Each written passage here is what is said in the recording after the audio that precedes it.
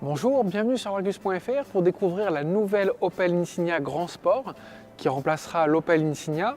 Vous la verrez sans doute au Salon de Genève en mars prochain, mais nous avant, en exclusivité, on va vous faire le tour du propriétaire.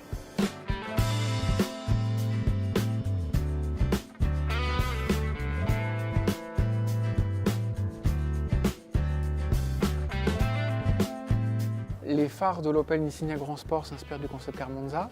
On a une signature lumineuse en forme d'aile et puis des modules à LED matriciels comme on peut retrouver sur des marques premium plus prestigieuses. L'empattement est plus long de 9,2 cm, le toit est plus bas et en même temps on aura plus d'espace à bord. La partie arrière de l'Opel Insignia Grand Sport est dessinée de manière classique, un thème horizontal. La particularité de cette berline, c'est qu'elle sera uniquement disponible en 5 portes avec un haillon. C'est beaucoup plus pratique pour les familles et c'est plus polyvalent.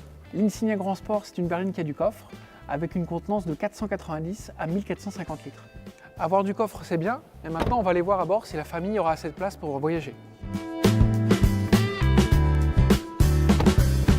À bord, il y a de la place, il y a de nombreux rangements sur la console centrale, ici, ici et ici.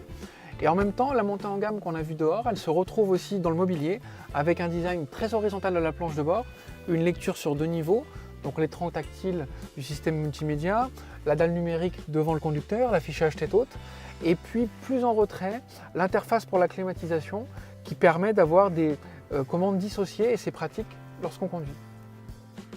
L'empattement allongé dégage beaucoup d'espace pour les jambes, donc ça c'est appréciable.